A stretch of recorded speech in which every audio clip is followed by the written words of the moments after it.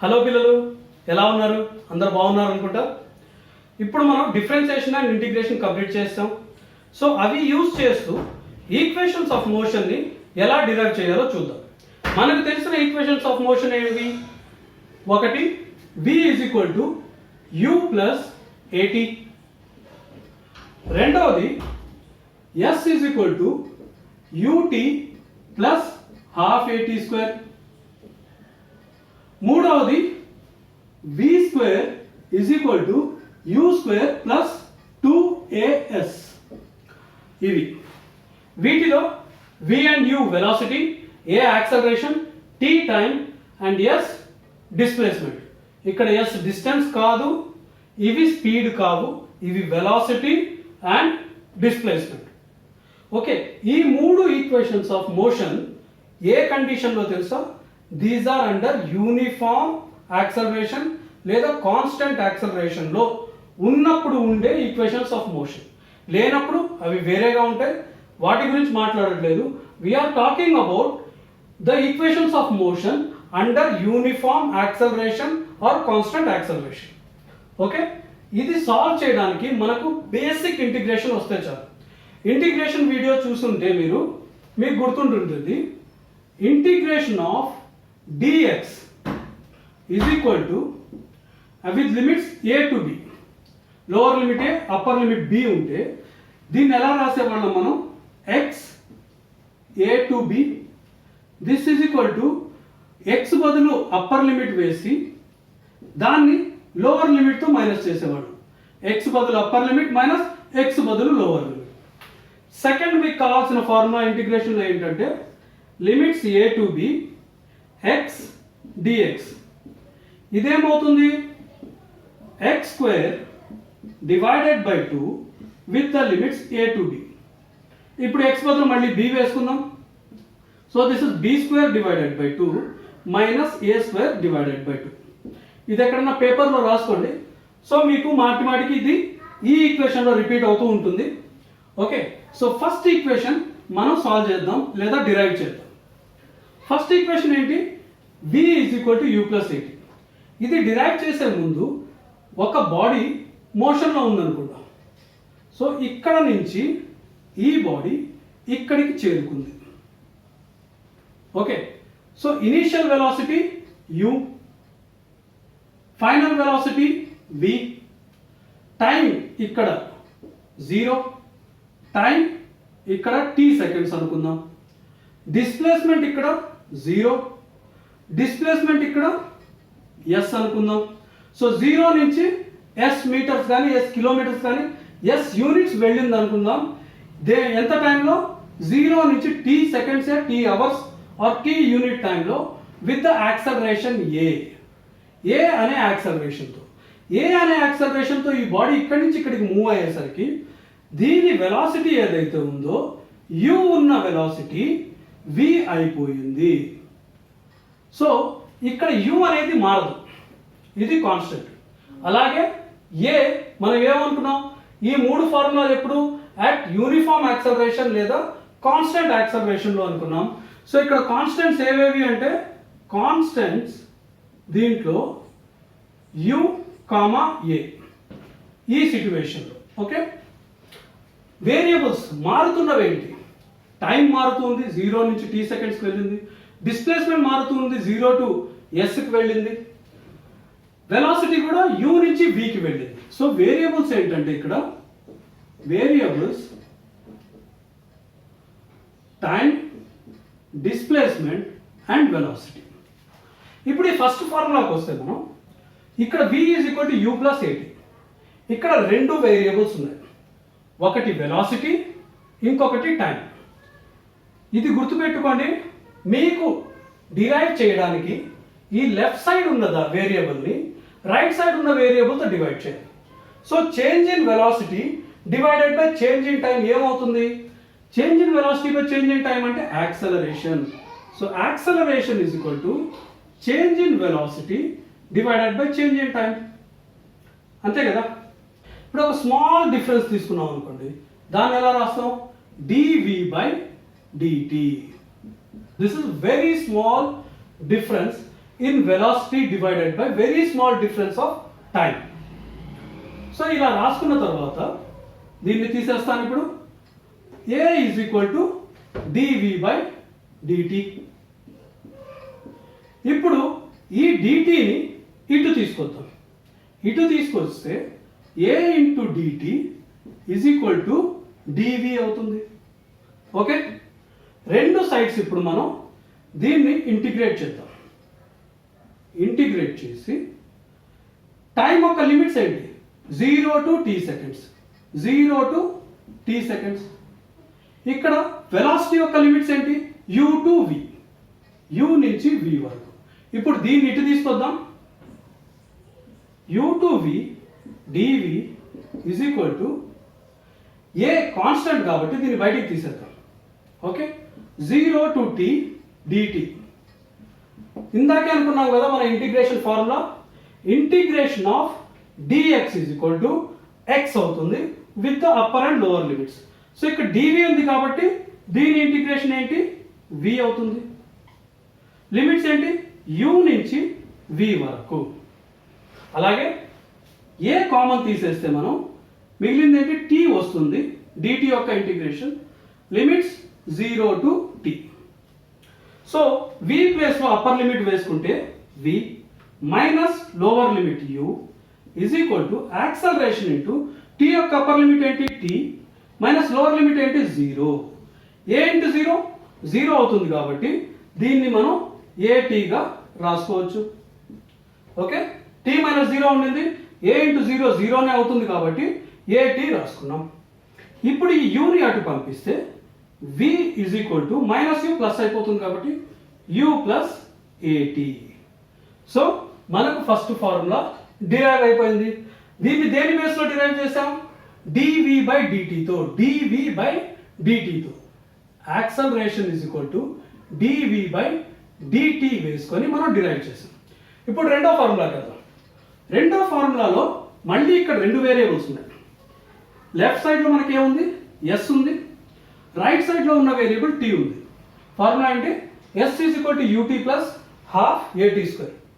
ఇందాకే చెప్పాను కదా, మీకు గుర్తుండడానికి లెఫ్ట్లో ఉన్న వేరియబుల్ని రైట్లో ఉన్న వేరియబుల్తో డివైడ్ చేస్తే ఏమవుతుందో చూడండి. Change in displacement divided by change in time ఏమవుతుంది? Velocity. Velocity is equal to change in displacement by change in time. Okay, దీన్నే మనం ds by dt, very small change in displacement by very small change in time. దీనికి respective టైంలో ఎంత displacement అవుతుందో రాసేసుకున్నాం. So v is equal to ds by dt అయితే ఇప్పుడు dtని ఇటు తీసుకొస్తే v dt is equal to ds. ఇప్పుడు రెండు సైడ్లు మనం ఇంటిగ్రేట్ చేద్దాం. ఓకే, సారీ, రెండు సైడ్లు ఇంటిగ్రేట్ చేస్తాం. ఫస్ట్ ఇది ఇటు రాసుకుంటాను. s యొక్క లిమిట్స్ ఏంటి? s is equal to 0 to s ds is equal to v ప్లేస్లో మనం ఈ ఫార్ములా రాసుకుందాం. v is equal to u plus at. So u plus at dt. Okay, ఇప్పుడు ఇందాక ఏమనుకున్నాం మనం? u అనేది ఒక కాన్స్టెంట్, a అనేది ఒక కాన్స్టెంట్. ఇంటిగ్రేషన్లో అడిషన్ ఏమవుతుంది? జస్ట్ బ్రాకెట్స్ని ఓపెన్ చేసి దీన్ని సెపరేట్గా మనం ఇంటిగ్రేట్ చేయడం అయిపోతుంది.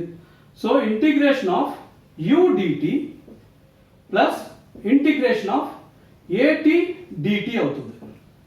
లిమిట్స్, టైం యొక్క లిమిట్స్ ఏంటి? 0 to t, 0 to t. u constant కాబట్టి దాన్ని బయటికి తీసేసుకోవచ్చు. సో ఫస్ట్ ఇది రాసుకుందాం. 0 to s ds is equal to u into 0 to t dt plus a కూడా constant, a into 0 to t t dt. Integration of dx ఏమవుతుంది అనుకున్నాం? x with the limits ఇవి.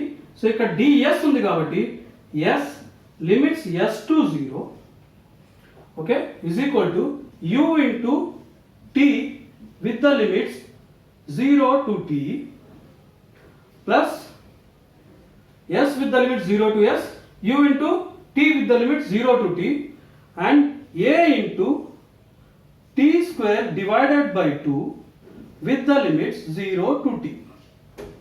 Okay, ఇప్పుడు అప్పర్ లిమిట్ లోవర్ లిమిట్ తీసేద్దాం.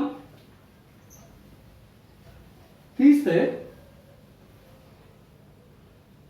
s minus 0 is equal to u into t minus 0 plus a ఈ హాఫ్ని బయటికి తీసేస్తున్నాను బై 2 ఇంటూ టీ ప్లేస్లో టీ పెడితే టీ స్క్వేర్ మైనస్ 0 స్క్వేర్. ఇది ఎంత అవుతుంది? S minus 0 is s is equal to u into t u t u into 0 0 అది రాయట్లేదు plus a by 2 into t square a t square by 2 minus 0 a by 2 into 0 is 0. So ఇప్పుడు ఏమైంది? ఇది s is equal to UT plus ఏటీ square by 2 దాన్ని మనం UT plus half ఏటీ స్క్వేర్గా రాసేసుకోవచ్చు. Done, good. ఇప్పుడు మనం మూడో ఫార్ములాకి వెళ్దాం. మూడో ఫార్ములా కొంచెం కాంప్లికేటెడ్. ఒక్కసారి కాన్సెప్ట్ అర్థమైపోతే ఇది పెద్ద కష్టమైనదే కాదు, బట్ చూడాలి. ఇప్పుడు ఇక్కడ కూడా మనకు రెండు వేరియబుల్స్ ఉన్నాయి, ఒకటి v ఒకటి s. Change in velocity by change in displacement. ఇప్పటి వరకు మనం అలాంటి సిచ్యువేషన్ చూడలేదు. Change in velocity by change in displacement or dv by ds కావాలి. ఇప్పటి వరకు నేనేం చెప్పాను? లెఫ్ట్ సైడ్ ఉన్న వేరియబుల్ని రైట్ సైడ్ ఉన్న వేరియబుల్తో డివైడ్ చేయండి అని చెప్పాను. ఇక్కడ కూడా మనం ఏం చేసాం? v is equal to ds by dt. S ఏంటి? లెఫ్ట్ సైడ్ ఉన్న వేరియబుల్, రైట్స్ ఉన్న వేరియబుల్తో మనం డివైడ్ చేసాం. ఇక్కడ అదే పని చేద్దామంటే దీంతో ఏమొస్తుందో మనకు తెలియదు కాబట్టి మళ్ళీ మనం ఈ a is equal to dv by dtని తీసుకుందాం. మనకు dv బై ds కావాలి. dv బై ds కావాలి కాబట్టి ds బై dsతో మల్టిప్లై చేద్దాం. డన్. సో దీన్ని ఎలా రాసుకోవచ్చు మనం? dv by ds into ds by dt. ds by dt ఏంటి? What is ds by dt? ds by dt is velocity. So దీని బదులు మనం వెలాసిటీ రాసేసుకొని మళ్ళీ దీన్ని ఇటు తీసుకెళ్దాం. Velocity into dv by ds. Okay, so మనకు కావాల్సినది వచ్చేసింది. ఈ dv బై ds ఇలా అరైవ్ అయిపోయాం. దీని దేనికి సమానం? యాక్సలరేషన్కి. మీకు ఇదంతా గుర్తులేదనుకోండి, డైరెక్ట్గా ఇది రాసేసుకోండి. అయినా మీకు ఎప్పుడైనా కన్ఫ్యూజన్ ఉంటే, ఇది డిరైవ్ చేయడంలో మీకు కన్ఫ్యూజన్ ఉంటే, what is v square? V square is v into v. Correct. ఒక విని అలానే వదిలేసి ఒక విని మళ్ళీ విగా రాసుకొని ఇంటూ ఈ వి యొక్క వేరియబుల్ని రైట్ సైడ్ ఉన్న వేరియబుల్తో డివైడ్ చేసేయండి. dv by ds. v into dv by ds వచ్చేస్తుంది. ఇక్కడ కూడా మీరు మర్చిపోతే ఇది ఈజ్ ఈక్వల్ టు ఏంటి అనేది మీరు మర్చిపోతే దీని యూనిట్స్ రాసుకోండి. v అంటే metres per second into dv metres per second divided by ds displacement కాబట్టి మీటర్స్. ఈ మీటర్స్ క్యాన్సిల్ అయిపోతే మీకు మీటర్స్ పర్ సెకండ్ స్క్వేర్. ఇది దేని యొక్క unit? Metres per second square, acceleration యొక్క యూనిట్. సో మీకు గుర్తు వచ్చేస్తుంది a is equal to v into dv by ds అని కూడా మీరు ఇక్కడి నుంచే స్టార్ట్ చేయొచ్చు మర్చిపోతే. ఇది గుర్తుంటే వెల్ అండ్ గుడ్, లేదు ఇది గుర్తున్నా వెల్ అండ్ గుడ్, లేకపోతే ఇలా వచ్చేయండి, యూనిట్స్ వేసుకొని చూడండి. ఈ యూనిట్స్కి వచ్చేస్తే ఇది మీకు గుర్తు వచ్చేస్తుంది. మీటర్స్ పర్ సెకండ్ స్క్వేర్ దేని యూనిట్? యాక్సలరేషన్. దాన్ని v into dv by ds గా కూడా మనం రాసేసుకోవచ్చు. సో ఇక్కడ మనం వాడబోయేది a is equal to v into dv by ds. Done, very good. రాసేసుకున్నాం కాబట్టి a is equal to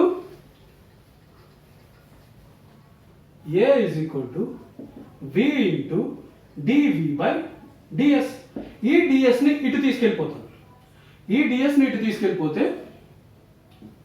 v dv is equal to a into d s. రెండు సైడ్లు ఇంటిగ్రేట్ చేసేద్దాం. Again integration.